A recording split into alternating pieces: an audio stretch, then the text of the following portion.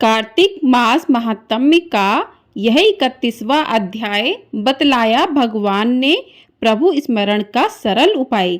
जय श्री कृष्णा। राधे राधे दोस्तों, आज की वीडियो में हम सुनेंगे कार्तिक मास महात्म्य का 31वां अध्याय। पिछले अध्याय में हमने सुना था कि किस प्रकार से भगवान ने पाप और पुण्य के कर्मों का हिसाब बताया था। आज के अध्याय में उसके आगे का कथा सुनेंगे। तो आज के अध्याय में भगवान श्री कृष्ण ने कहा कि पूर्व काल में अवंतीपुरी यानी उज्जैन में धनेश्वर नामक एक ब्राह्मण रहता था। वह रस, चमड़ा और कंबल आदि का व्यापार करता था। वह वैश्यागामी और मदपान आदि बुरे कर्मों में लिप्त रहता था। चूंकि वह रात दिन पाप में रत रहता था, इसलिए वह व्यापार करने नगर नगर घूमता था। एक दिन वह क्रय विक्रय के कार्य से घूमता हुआ महिष्मतीपुरी में जा पहुंचा, जो राजा महिष ने बसाई थी। वहां पाप नाशनी नर्मदा सदैव शोभा पाती है।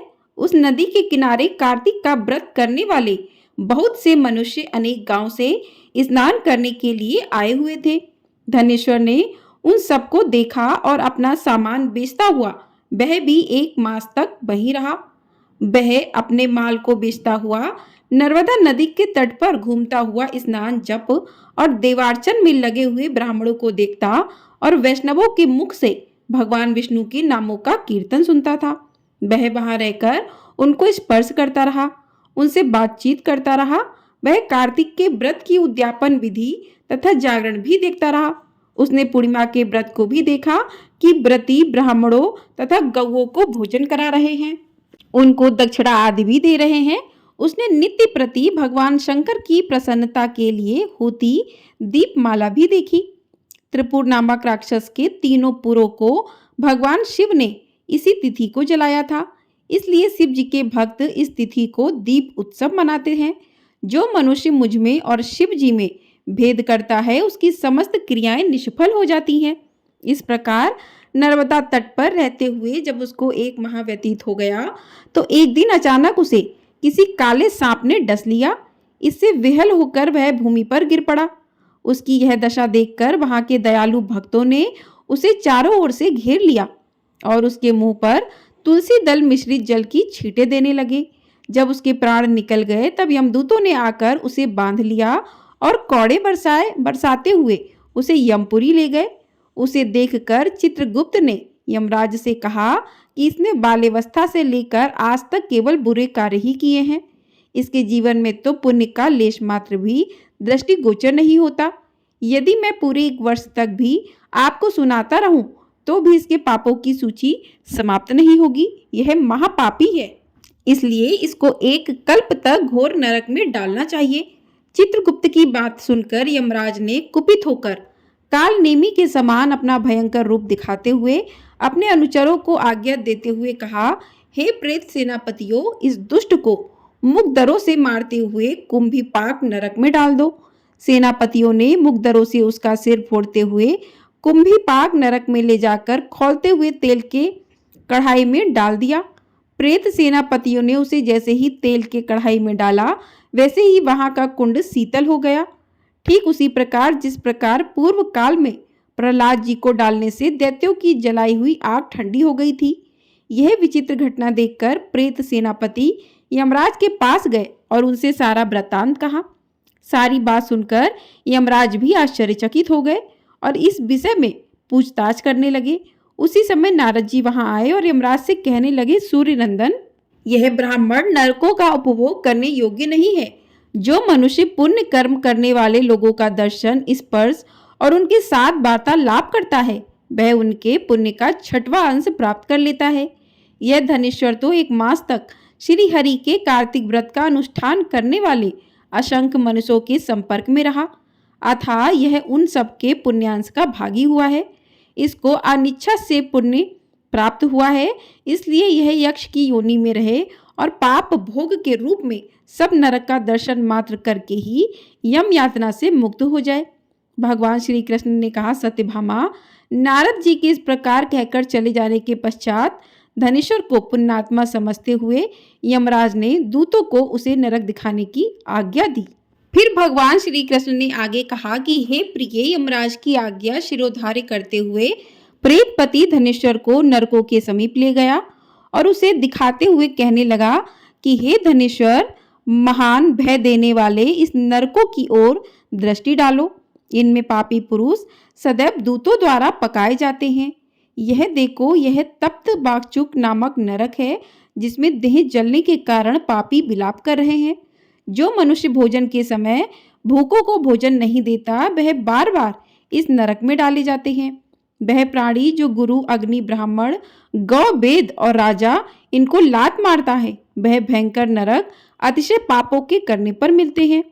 आगे देखो, यह दूसरा नरक है जिसका नाम अंधता मिश्र है। इन पापियों को सुई की भांति मुख वाले तमोत नामक कीड़े काट रहे हैं। इस नरक में दूसरों का दिल दुखाने वाले पापी गिराए जाते हैं। यह तीसरा नरक है जिसका नाम क्रक्य है। इस नरक में पापियों को आरे से चीरा जाता है। यह नरक भी असीम मंत्रवण आदि वेदों से 6 प्रकार का होता है। इसमें स्त्री तथा पुत्रों के वियोग कराने वाले मनुष्यों को कढ़ाई में पकाया जाता है। 2 प्रियजनों को दूर करने वाले मनुष्य भी असीमत्र नामक नरक में तलवार की धार से काटे जाते हैं और कुछ भेड़ियों के डर से भाग जाते हैं। अब अर्गल नामक चौथा नरक देखो। इसमें पापी विभिन्न प्रकार से चिल्लाते हुए इधर उधर भाग रहे हैं। यह नरक भी बद आदि वेदों से 6 प्रकार का है। अब तुम यह 5वां नरक देखो जिसका नाम कूट शालमली है। इसमें अंगारों की तरह कष्ट देने वाले बड़े बड़े कांटे लगे हैं। यह नरक भी यातना आदि भेदों से 6 प्रकार का है। इस नरक में पर स्त्री गमन करने वाले मनुष्य डाले जाते हैं। अब तुम यह 6ठा नरक देखो। उलवड़ नामक नरक में सिर नीचे करके पापियों को लटकाया जाता है। जो लोग भक्षा भक्ष का विचार नहीं करते, दूसरों की निंदा और चुगली करते हैं, वे इस नरक में डाले जाते हैं। और दुर्गंध भेद से यह नरक भी 6 प्रकार का है। यह 7वां नरक है जिसका नाम कुंभीपाक है। यह अत्यंत भयंकर है और यह भी 6 प्रकार का है। इसमें महापातकी मनुष्यों को पकाया जाता है और इस नरक में सहस्त्रों वर्षों तक यातना भोगनी पड़ती है। यही रौरव नरक है। जो पाप इच्छा रहित किए जाते हैं वह सूखे, और जो पाप इच्छा पूर्वक किए जाते हैं वह पाप आर्द्र कहलाते हैं। इस प्रकार शुष्क और आर्द्र भेदों से यह पाप 2 प्रकार के होते हैं। इसके अलावा और भी अलग अलग 84 प्रकार के पाप हैं। पहला अपक्रीण, दूसरा पांडाकते, तीसरा मलिनीकरण, चौथा जाति भ्रष्कर्ण, 5वां उपाय, 6ठा अतिपाप, 7वां महापाप। ये 7 प्रकार के पातक हैं। जो मनुष्य जैसा कर्म करता है उसे इन 7 नरकों में उसके पाप कर्मों के अनुसार पकाया जाता है। चूंकि तुम्हें कार्तिक व्रत करने वाले प्रभु भक्तों का सत्संग प्राप्त हुआ था, उससे पुण्य की वृद्धि हो जाने के कारण यह सभी नरक तुम्हारे लिए निश्चय ही नष्ट हो गए हैं। इस प्रकार धनेश्वर को नरकों का दर्शन कराकर प्रेतराज उसे यक्षलोक में ले गए और वहां जाकर उसे वहां का राजा बना दिया। वहीं कुबेर का अनुचर धनक्षय के नाम से प्रसिद्ध हुआ। बाद में महर्षि विश्वामित्र ने उसके नाम पर तीर्थ बनाया था। कार्तिक मास का व्रत महाफल देने वाला है। इसके समतुल्य अन्य कोई दूसरा पुण्य कर्म नहीं है। जो भी मनुष्य इस व्रत को करता है तथा व्रत करने वालों का दर्शन करता है, उसे मोक्ष की प्राप्ति होती है। तो इस प्रकार से फिर सूत जी ने कहा कि इस प्रकार अपनी अत्यंत प्रिय सत्यभामा को यह कथा सुनाकर भगवान श्री कृष्ण संध्योपासना करने के लिए माता के घर में गए। यह कार्तिक मास का व्रत भगवान विष्णु को अति प्रिय है तथा भक्ति प्रदान करने वाला है। रात्रि जागरण, प्रातः काल का स्नान, तुलसी बट सींचन, उद्यापन और दीपदान, यह 5 कर्म भगवान विष्णु को प्रसन्न करने वाले हैं, इसलिए इनका पालन अवश्य करना चाहिए। ऋषि बोले कि भगवान विष्णु को प्रिय, अधिक फल की प्राप्ति कराने वाला, शरीर के प्रत्येक अंग को प्रसन्न करने वाले कार्तिक महात्म्य आपने हमें बताया, और यह मोक्ष की कामना करने वालों तथा भोग की इच्छा रखने वाले मनुष्यों को यह व्रत अवश्य ही करना चाहिए। इसके अतिरिक्त हम आपसे एक बात पूछना चाहते हैं कि यदि कार्तिक मास का व्रत करने वाला मनुष्य किसी संकट में फंस जाए या वह किसी वन में हो या व्रती किसी रोग से ग्रस्त हो जाए तो उस मनुष्य को कार्तिक व्रत को किस प्रकार से करना चाहिए, क्योंकि कार्तिक व्रत भगवान विष्णु को अत्यंत प्रिय है और इसे करने से मुक्ति एवं भक्ति प्राप्त होती है, इसलिए इसे छोड़ना नहीं चाहिए। श्री सूत जी ने इसका उत्तर देते हुए कहा कि यदि कार्तिक का व्रत करने वाला मनुष्य किसी संकट में फंस जाए तो वह हिम्मत करके भगवान शंकर या भगवान विष्णु के मंदिर जो भी पास में हो उसमें जाकर रात्रि जागरण करे। यदि व्रती घने वन में फंस जाए तो फिर पीपल के वृक्ष के नीचे या तुलसी के वन में जाकर जागरण करे। भगवान विष्णु की प्रतिमा के सामने बैठकर विष्णु जी का कीर्तन करे। ऐसा करने से सहस्त्रों गांव के दान के समान फल की प्राप्ति होती है। जो मनुष्य विष्णु जी के कीर्तन में बाजा बजाता है उसे बाष्पीय यज्ञ के समान फल की प्राप्ति होती है और हरि कीर्तन में नृत्य करने वाले मनुष्यों को सभी तीर्थों में स्नान करने का फल प्राप्त होता है। किसी संकट के समय या रोगी हो जाने और जल न मिल पाने की स्थिति में केवल भगवान विष्णु के नाम मात्र से ही मार्जन ही कर ले। यदि उद्यापन ना कर सकें तो व्रत की पूर्ति के लिए केवल ब्राह्मणों के प्रसन्न होने के कारण विष्णु जी प्रसन्न रहते हैं। यदि मनुष्य दीपदान करने में असमर्थ हो तो दूसरे की दीप की वायु आदि से भलीभांति रक्षा करे। यदि तुलसी का पौधा समीप ना हो तो वैष्णव ब्राह्मण की ही पूजा कर ले, क्योंकि भगवान विष्णु सदैव अपने भक्तों के समीप रहते हैं।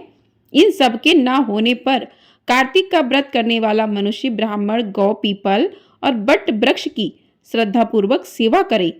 सौनक आदि ऋषि बोले, आपने गौ तथा ब्राह्मणों के समान पीपल और बट वृक्षों को बताया है और सभी वृक्षों में पीपल तथा बट वृक्ष को ही श्रेष्ठ कहा है, इसका कारण बताइए।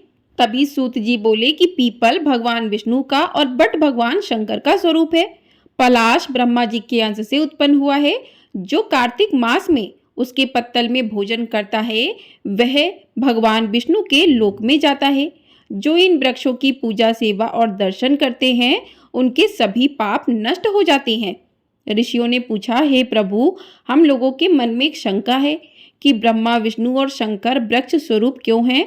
कृपया आप हमारी इस शंका का निवारण कीजिए।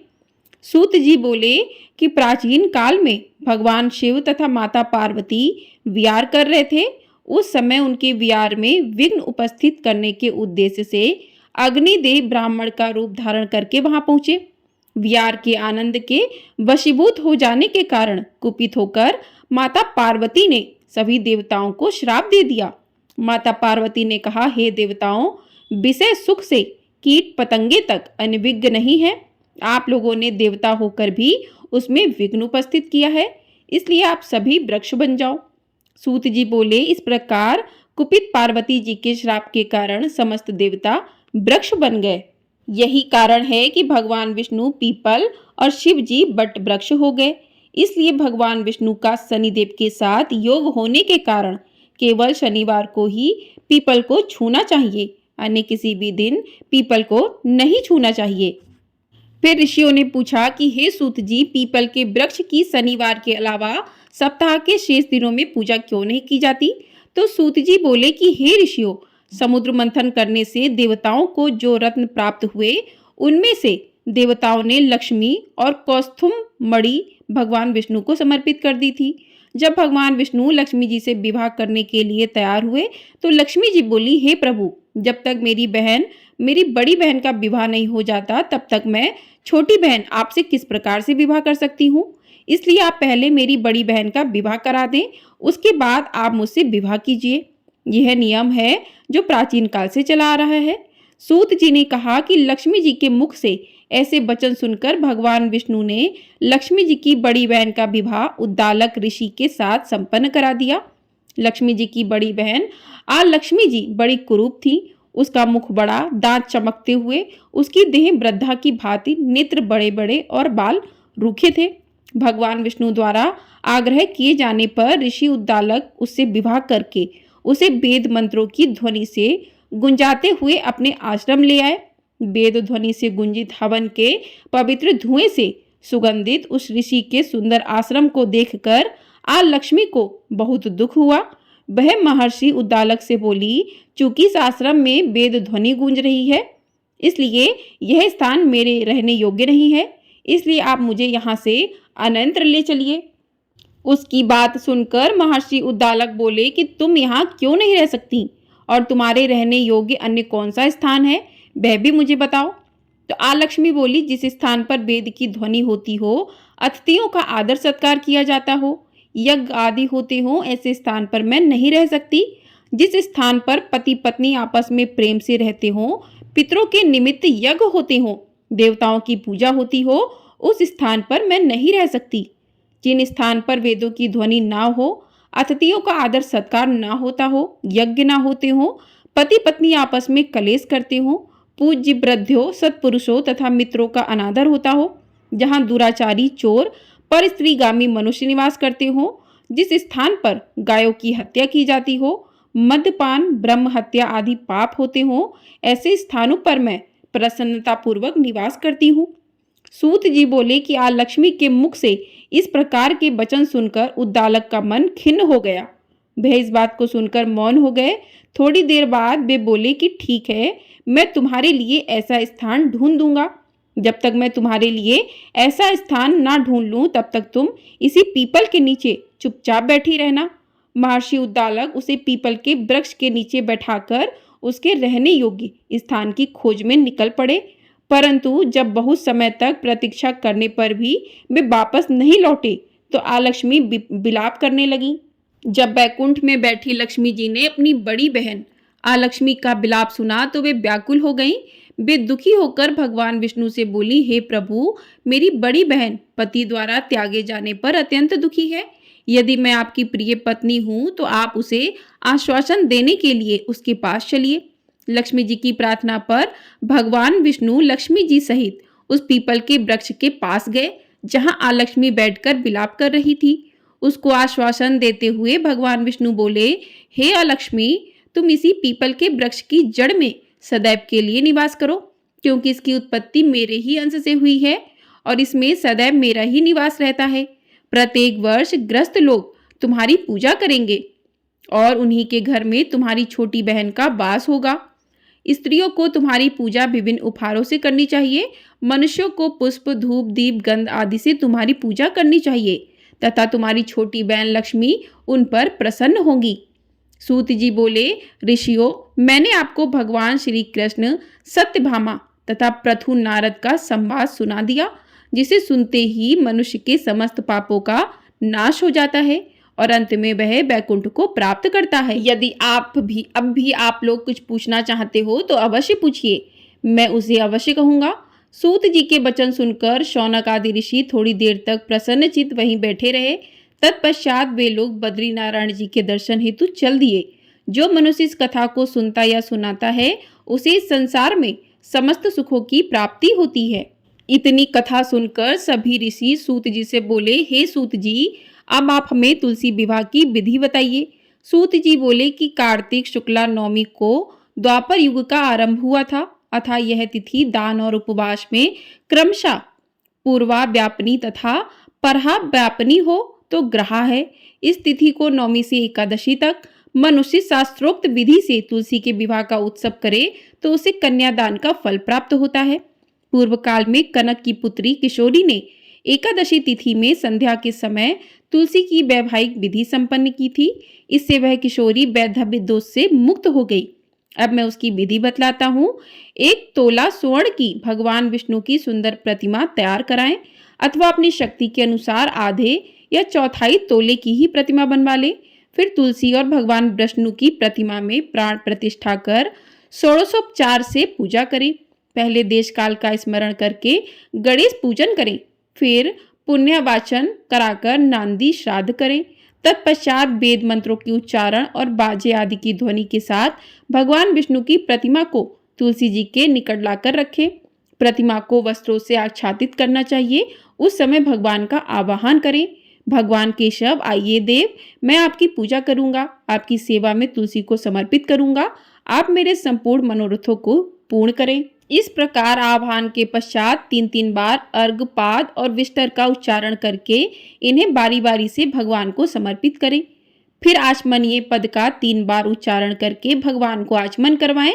इसके बाद कांसे के बर्तन में दही, घी और मधु रखकर उसे कांसे के पात्र से ही ढक दें तथा भगवान को अर्पण करते हुए इस प्रकार कहें, वासुदेव आपको नमस्कार है। यह मधुपर्क, दही, घी तथा शहद के मिश्रण को मधुपर्क कहते हैं, तो इसको ग्रहण कीजिए। तदंतर हरिद्रा लेपन और अभंग कार्य संपन्न करके गोधूली की बेला में तुलसी और विष्णु का पूजन पृथक पृथक करना चाहिए। दोनों को एक दूसरे के सम्मुख रखकर मंगल गांठ पाठ करें। जब भगवान सूर्य कुछ कुछ दिखाई देते हों तब कन्यादान का संकल्प करें। अपने गोत्र और प्रवर का उच्चारण करके आदि की 3 पीढ़ियों का भी आवर्तन करें। तत्पश्चात भगवान से इस प्रकार कहें, आदि, मध्य और अंत में अंत से रहित त्रिभुवन प्रतिपालक परमेश्वर, इस तुलसी दल को आप विवाह की विधि से ग्रहण करें। यह पार्वती के बीज से प्रकट हुई है, वृंदा की भस्म में स्थित रही है तथा आदि, मध्य और अंत से शून्य है।